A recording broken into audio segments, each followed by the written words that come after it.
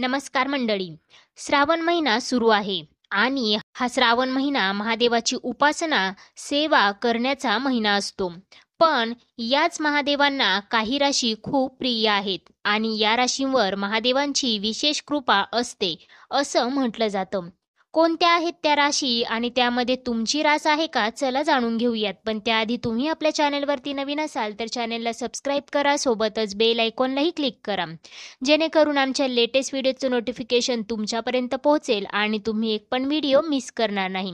तुम्ही हा व्हिडिओ फेसबुकवर पाहत असाल तर फेसबुक पेजलाही फॉलो करा. मित्रांनो, ज्योतिषशास्त्रानुसार भगवान शिव चंद्र, गुरु आणि शनी यांसारख्या ग्रहांशी संबंधित आहे.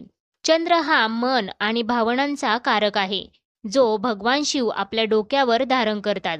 गुरु आध्यात्मिक ज्ञान आणि मार्गदर्शनाचे प्रतीक आहे आणि शनी कर्म आणि न्यायाशी संबंधित आहे. त्यासोबतच शनिदेव भगवान शिवाचे शिष्य देखील आहेत. या ग्रहांच्या प्रभावामुळे काही राशी स्वाभाविकपणे शिवाच्या आशीर्वादासाठी पात्र ठरत असतात. चला तर मग जाणून घेऊयात कोणत्या आहेत त्या भाग्यशाली राशी. परंतु त्याआधी तुम्ही या व्हिडिओला एक लाईक करून कमेंट करा हर हर महादेव.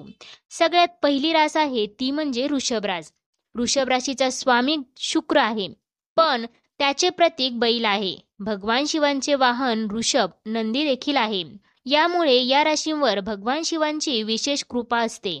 देवाच्या कृपेमुळे या राशीच्या लोकांना मानसिक शांती मिळते. या राशीच्या लोकांनी दररोज शिवचालीसा वाचावी. त्यानंतर कर्क रास.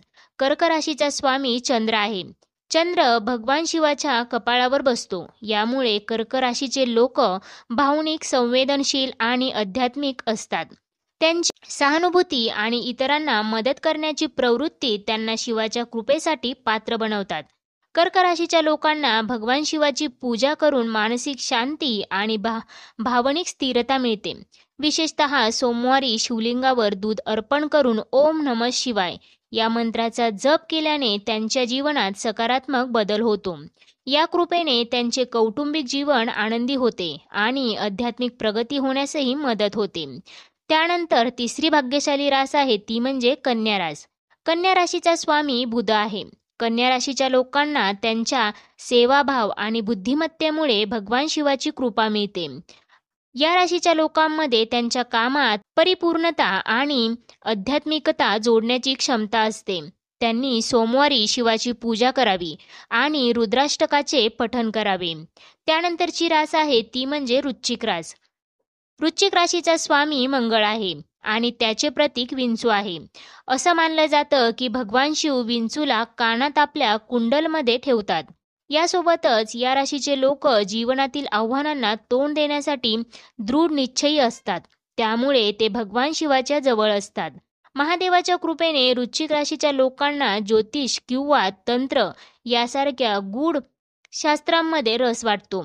शिवाची पूजा करणं आणि महामृत्युंजय मंत्राचा जप करणं या राशीच्या लोकांना नकारात्मक ऊर्जा आणि आरोग्य समस्यांपासून वाचवतो. त्यानंतर आहे मकर रास. मकर राशीचा स्वामी शनी आहे. शनिदेव भगवान शिवांचे शिष्य आणि भक्त मानले जातात. शनीप्रमाणेच मकर राशीचे लोक खूप मेहनती, शिस्तप्रिय आणि आध्यात्मिक दृष्टिकोन बाळगणारे असतात. शिवाची कृपा मकर राशीच्या लोकांना त्यांच्या कर्माचे फळ मिळण्यास मदत करते आणि त्यांना जीवनातील अडथळ्यांवर मात करण्यासाठी मदत करते. मकर राशीच्या लोकांनी शिवलिंगावर बेलपत्र अर्पण करावे, हे त्यांच्यासाठी शुभ मानलं जातं. त्यानंतरची रास आहे ती म्हणजे मीन रास. मीन राशीचा स्वामी गुरु आहे, जो आध्यात्मिक ज्ञान आणि दैवी मार्गदर्शनाचा कारक आहे. भगवान शिवाची कृपा मीन राशीच्या लोकांवर त्यांच्या जन्मजात अध्यात्म आणि करुणेमुळे होते. मीन राशीच्या लोकांना स्वाभाविकपणे इतरांना मदत करण्यास आणि आध्यात्मिक साधना करण्यात रस असतो, ज्यामुळे ते शिवाच्या जवळ येतात. त्यांनी रुद्राभिषेक किंवा शिव सहस्त्रनामाचे पठण करावे. या 6 राशी महादेवांना खूप प्रिय आहेत. तुमची जर रास या राशींपैकी कोणती असेल तर आत्ता सांगितल्याप्रमाणे महादेवाची भक्ती करा आणि भगवान शिवाचा आशीर्वाद मिळवा. तुम्हाला याबाबत आणखीन काही जाणून घ्यायचं असेल तर कमेंटमध्ये तुमचा प्रश्न तुम्ही लिहू शकता. त्यासोबतच व्हिडिओमधील माहिती उपयोगाची वाटली असेल तर व्हिडिओला लाईक करा.